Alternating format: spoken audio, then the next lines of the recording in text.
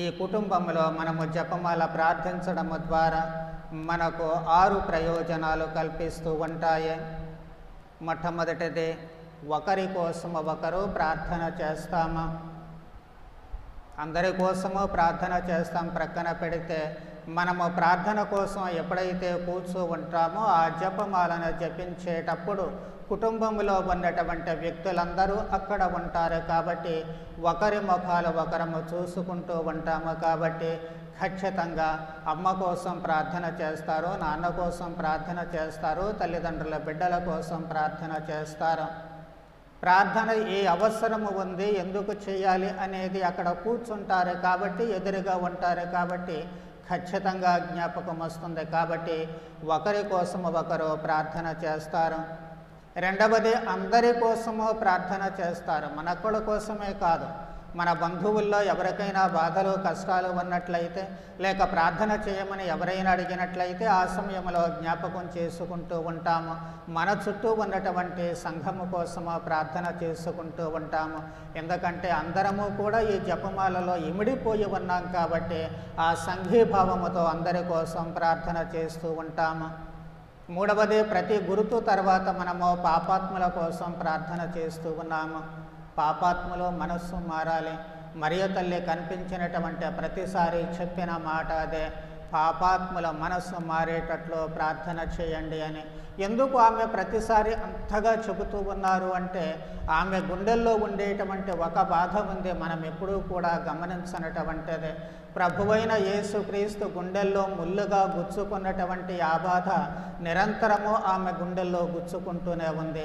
అది ఏమిటి అంటే యోధా ఇస్కారియోతు మరణము. యోధా ఇస్కారియోతు మరణము. ప్రభువుతో పాటు 3 ఏళ్ల పాటు ఆయన తిరిగాడు, ప్రభువు బోధనలు విన్నాడు, ప్రభువు అద్భుతాలు చూశాడు. ప్రభువు చెప్పినటువంటి సమయాల్లో ఆయన చేతులతో కూడా అద్భుతాలు చేశాడు. ఇన్ని చేసి కూడా ఆయన మనస్సు మారలేదు. ఆయన మనస్సు మారలేదు. తప్పిపోయాడు, నాశనానికి గురి అయ్యాడు. మరి అది ఎంత బాధ ప్రభువుకి కలుగుతూ ఉంటుందో మనం ఒక్కసారి ఆలోచించుకుంటే తెలుస్తూ ఉంటుంది. తనకు ప్రియమైనటువంటి శిష్యుడు, మరి తనతో పాటు ఉన్నటువంటి మనిషి ఒకరు రక్షించబడలేకపోయారు. ఏ వ్యక్తుల కోసమైతే తాను సిలువలో మరణిస్తూ ఉన్నారు, యావత్ ప్రపంచం కోసమైనప్పటికీ ప్రత్యేకంగా పిలుపునందుకున్నటువంటి వీళ్ళు ఈ ప్రత్యేక శిష్యులలో ఒకడిని తాను అక్కడ తన అందించినటువంటి రక్షణ పుచ్చుకోలేకపోయాడు, స్వీకరించలేకపోయాడు అనేటువంటి బాధ ఆ గుండెలను ఎప్పుడూ పిండి వేస్తూ ఉంటుంది. తన కుమారుని బాధ, తన బాధ. ఏ కుమారుడైనా బాధపడుతూ ఉంటే తల్లి అంతగా బాధపడుతూనే ఉంటుంది. కాబట్టి తల్లి ఆ కుమారుని బాధను గుర్తించింది కాబట్టి మళ్ళీ తన కుమారునికి అలాంటి బాధలు కలగకూడదు. అలాంటి యోధా ఇస్కారియోతులు కోకొల్లలుగా కోట్లాది మంది ఈ భూప్రపంచం మీద ఉన్నారు. వాళ్ళందరూ కూడా మనస్సు మార్చుకోవాలి, అందరూ కూడా పవిత్రులుగా మారాలి, అందరూ పరలోక రాజ్యము చేరాలి, అందరూ భగవంతుని బిడ్డలే. కాబట్టి వాళ్ళందరూ రక్షించబడాలి అనేటువంటి తపన ఆ తల్లి నోటి ద్వారా ప్రతిసారి పాపాత్ముల కోసం ప్రార్థన చేయండి అని చెబుతూ ఉన్నారు. అందుకే మనము కూడా ప్రతి గురుతు తర్వాత ఓ నా యేసువా నా పాపాలు మన్నించండి అని చెప్పి ప్రార్థన చేస్తూ ఉంటాము. పాపము నుంచి మరలేటట్టు పాపాత్ముల కోసం నరకానికి పోకుండా అందరినీ మోక్షానికి తీసుకొని పొమ్మని మనం అక్కడ ప్రార్థన చేస్తూ ఉన్నాము ప్రతి గురుతు తర్వాత కూడా. కాబట్టి పాపాత్ముల కోసం అప్పుడు ప్రార్థన చేస్తూ ఉంటాము. నాలుగవది ముఖ్యమైనది, కుటుంబీకులందరినీ ఒక్క చోట చేరుస్తూ ఉంటుంది. ప్రతిరోజు ఏ కుటుంబం అయితే కలిసి జపమాల చెబుతూ ఉంటుందో ఖచ్చితంగా అందరూ చేరుకోవాలి అక్కడికి. అది ఏ సమయమైనా కానివ్వండి, కానీ ప్రతి ఒక్కరూ కూడా కలిసి జపమాలను జపించాలి అని అనుకుంటారు కాబట్టి, నిర్ణయం తీసుకుంటారు కాబట్టి ఖచ్చితంగా వచ్చి చేరుతారు. ఆ చేరేటువంటి అలవాటు మొదట్లో కష్టం కావచ్చు, ఈ రోజుల్లో మనకు చాలా కష్టం అవుతూ ఉంటుంది. ఎవరు ఏదో పని మీద వెళతారు, ఇంకో ఊరు వెళతారు, ఇంకో చోటుకి వెళతారు, ఎవరికి వాళ్ళు బిజీ. ప్రతి రోజంతా పనిచేసి అలసిపోతారు. మీరు చెప్పుకోండిలే, నేను చెప్పుకోలేదన్న ప్రక్కన కూర్చుంటారు, బయట కూర్చుంటారు, ఎలా చేస్తూ ఉంటారు.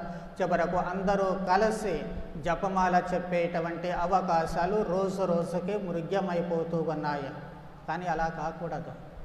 ప్రతిరోజు కుటుంబం అంతా కలిసి ప్రార్థన చేయాలి. 20 సంవత్సరాల క్రితము నా కాలుకి ఆపరేషన్ చేయించుకున్నప్పుడు హైదరాబాదులో ఒక స్నేహితుల ఇంట్లో నేను ఆశ్రయం పొందాను. నెల రోజుల పాటు వాళ్ళ ఇంట్లో ఉన్నాను. ఆ ఇంట్లో ఓ బామ్మగారు ఉండేది. ఆవిడ రోజంతా కూర్చొని తన పని తాను చేసుకుంటూ, అవి చూసుకుంటూ, టీవీలు చూసుకుంటూ కూర్చుంటుంది. కరెక్ట్గా సాయంకాలం 7:30 అయ్యేసరికి ఎవరో గంట కొట్టినట్లు వెళ్ళి టీవీ ఆఫ్ చేసేది. ఆ టీవీ శబ్దం వినపడలేదు అంటే ఎక్కడ ఉన్న వాళ్ళందరూ కూడా ఖచ్చితంగా హాల్లోకి వచ్చి చేరాలి. పనుల మీద బయటికి వెళ్ళిన వాళ్ళు సహితము తమ పనులు ముందుగానే ముగించుకొని 7:30 కల్లా ఇంట్లోకి రావాల్సిందే. అది రూలు అంతే. 7:30కి ఖచ్చితంగా జపమాల జపించాలి. ఆ తర్వాత అన్నం తినేవాళ్ళు తింటారు, వేరే పనులు చేసుకునే వాళ్ళు చేసుకుంటారు, మళ్ళీ బయటికి వెళ్ళాల్సి వస్తే బయటికి వెళుతూ ఉంటారు. అది ఖచ్చితంగా అమలు. నెల రోజులు ఉన్నాను, నెల రోజుల్లో ఏ రోజు కూడా బీరు పోలేదు అంటే అది వాళ్ళ జీవితంలో ఒక అంతర్భాగము. ఆ కుటుంబాన్ని దేవుడు ఎంత చక్కగా దీవించారు. అందరూ కూడా చక్కగా చదువుకున్నారు, విద్యావంతులు అవుతూ ఉన్నారు, అన్ని రకాలుగా కూడా ఆ కుటుంబాన్ని దీవించారు. ఇంకా దాంట్లో మలుపు ఏమిటో తెలుసా?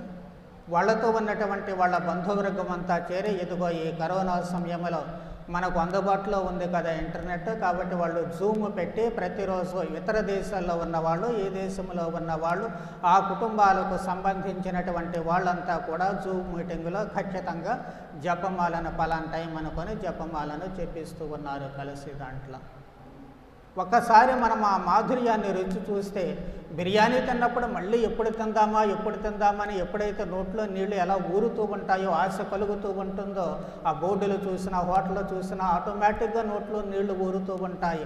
అలాగే జపమాలకు అలవాటు పడినటువంటి మనిషి జపమాలను చూచినా, జపమాల గుర్తుకొచ్చినా, లేక జపమాల చెప్పే సమయము ఆసన్నమైన ఖచ్చితంగా అలాగే మనసు ఉవ్విళ్ళూరుతూ ఉంటుంది. జపమాల చెప్పి తీరుతూ ఉంటారు. అలా అందరూ ఒకే చోటకు వచ్చి జపమాల చెప్పేటువంటి అలవాటు చేసుకుంటే ఖచ్చితంగా మీ కుటుంబాలు 100% ఆ తల్లి ద్వారా దేవుడు దీవిస్తూ ఉంటారు. లోటు అనేటువంటిది లేకుండా ఖచ్చితంగా దేవుడు దీవిస్తూ ఉంటారు. 5వది, కుటుంబంలో ఉండేటువంటి కోపతాపాలు, వైషమ్యాలు తొలగిపోతాయి. కుటుంబ జపమాల కోసం అక్కడ కూర్చున్నప్పుడు ఏదో ఒకరోజు పోట్లాడుకుంటాము, మనస్పర్ధలు కలుగుతూ ఉంటాయి ఎంత కుటుంబంలో అయినా సరే. కానీ అక్కడకు వచ్చినప్పుడు ఒకరి ముఖాలకులు చూసుకోవాలి, తప్పదు. కనీసం అర్ధగంట సేపు అయినా అక్కడ చూసుకుంటూ ఉంటాము. అలా చూసుకుంటూ మనం ఏం చేస్తున్నాము? ఇక్కడ ప్రార్థన చేస్తూ ఉన్నాం. వారం రోజుల పాటు లేక 3 రోజుల 4 రోజులు మనము మొత్తము 4 దేవరహస్యాలను చెబుతూ ఉన్నాము. సంతోష దేవరహస్యాలు చెప్పేటప్పుడు ప్రభుని బాల్యం గురించి ధ్యానం చేస్తుంటామే. అక్కడ తల్లిదండ్రులు, మిగిలినటువంటి పెద్దలు పిల్లలను గురించి ఆలోచిస్తూ ఉంటారు. వాళ్ళ నడవడి గురించి ఆలోచిస్తూ ఉంటారు, వాళ్ళ పెంపకాన్ని గురించి ఆలోచిస్తూ ఉంటారు. అక్కడ ఆ పెద్దలకి పిల్లలకి మధ్య ఏమైనా ఆంతర్యాలు ఉన్నాయా, వైషమ్యాలు ఉన్నాయని గుర్తుకొస్తాయి. ఈ పిల్లల ముఖంలో సంతోషాలు చూడాలి అనేటువంటి ఆలోచన వస్తుంది. పిల్లల కోసం ఏదైనా చేయాలనేటువంటి భావన కలుగుతుంది. కాబట్టి పెద్దలకు పిల్లలకు మధ్య ఉన్నటువంటి ఆంతర్యాలు తొలగిపోతాయి. అలాగే మనము వెలుగుదేవ రహస్యాలను చెప్పేటువంటి సమయంలో బాధ్యతాయుతమైనటువంటి జీవితం గుర్తుకొస్తుంది. యువతీ యువకులు ఎంతవరకు బాధ్యతగా ఉంటున్నారు, భార్యాభర్తలు ఎంతగా బాధ్యతగా ఉంటున్నారు అనేటువంటి విషయాలు జ్ఞాపకం వస్తాయి.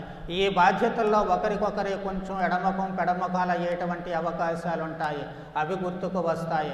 కాబట్టి బాధ్యత ఏమిటి, ఎవరి బాధ్యత ఏమిటి, ఎంతవరకు నిర్వర్తిస్తున్నాము అనేటువంటిది ఈ జపమాల ధ్యానము ద్వారా రహస్యాలను ధ్యానించేటప్పుడు ఖచ్చితంగా బుర్రలో ఆలోచన కలుగుతుంది. అది వచ్చింది అంటే తమలో లోపాలు తెలుస్తాయి. అవి తెలిసాయి అంటే మళ్ళీ ఒకరి మధ్య ఒకరికి సఖ్యత ఏర్పడి ఎవరికి వాళ్ళే చక్కగా తమ బాధ్యతలు నిర్వర్తించడానికి అవకాశం కలుగుతుంది. ఆ మధ్య ఉన్నటువంటి ఆంతర్యాలు తొలగిపోతూ ఉంటాయి. దుఃఖదేవ రహస్యాలు ధ్యానం చేసేటప్పుడు తాము పడేటువంటి కష్టాలు జ్ఞాపకానికి వస్తాయి, బాధలు జ్ఞాపకానికి వస్తాయి.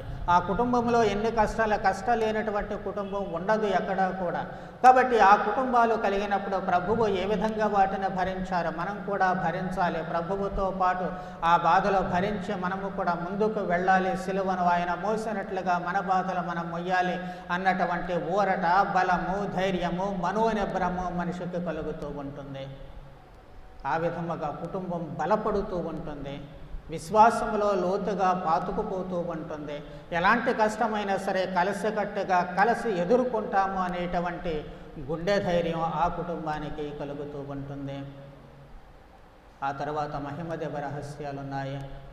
మహిమదేవ రహస్యాలు ధ్యానం చేసేటప్పుడు మనము సరి అయినటువంటి జీవితాన్ని, ఉత్తమమైనటువంటి జీవితాన్ని జీవించినట్లయితే ప్రభువు ఏ విధంగా విజయాన్ని సాధించారు, మరియ తల్లి ఒక సాధారణమైనటువంటి స్త్రీగా ఎలాంటి గౌరవాన్ని పొందిందో మనకు దేవుని ఎదుట అదే గౌరవము లభిస్తుంది అన్నటువంటి ఆశ మనకు ఉంటుంది. ఎప్పుడైతే ఈ ఆశ ఉంటుందో అదే మన లక్ష్యంగా రూపొందుతుంది. ఎప్పుడైతే ఆ లక్ష్యం మనలో ఉంటుందో ఖచ్చితంగా దానికోసం పనిచేస్తూ ఉంటాము. ఈ విధముగా మనుషుల మధ్య ఉన్న వైషమ్యాలు తొలగి అందరూ ఒకే లక్ష్యముతో ముందుకు సాగడానికి ఇక్కడ ఈ జపమాల ధ్యానము తోడ్పడుతూ ఉంటుంది. 6వది శాంతి లభిస్తూ ఉంటుంది. ఎన్ని కష్టాలు ఉన్నా, ఎన్ని పొరపాట్లు ఉన్నప్పటికీ కూడా, ఎన్ని లోపాలు ఉన్నప్పటికీ, మనుషుల మధ్య ఎలాంటి పరపక్షాలు ఉన్నప్పటికీ కూడా అందరము కలిసి అక్కడ ప్రార్థన చేసేటప్పుడు ప్రార్థన అయిపోయిన తర్వాత మనసులో నిజంగా చాలా ప్రశాంతంగా ఉంటాయి. అది అనుభవించిన వారికి తప్ప మాటల్లో చెబితే అంతగా అర్థమయ్యేటువంటిది కాదు. చాలా ప్రశాంతత. అందరము కలిసి చాలాసార్లు అనుకుంటాము, నేను ఒక్కడే చెప్పుకుంటున్నాను కదండి అని చెప్పి. నువ్వు ఒక్కడవే చెప్పుకుంటే పనికి రాదు. చెప్పుకోవచ్చు, మంచిది చెప్పుకోవాలి. కానీ నీ ఒక్కడవో ఒక్కదానివో చెప్పుకున్నంత మాత్రం కాదు, నీ కుటుంబం అంతా కలిసి అప్పుడు అసలైనటువంటి మానసిక శాంతి మనిషికి లభిస్తూ ఉంటుంది. ఈ విధముగా 6 ప్రయోజనాలు మనకు కుటుంబ జపమాలలో లభిస్తూ ఉంటాయి. పితా పుత్ర పవిత్రాత్మ నామమున.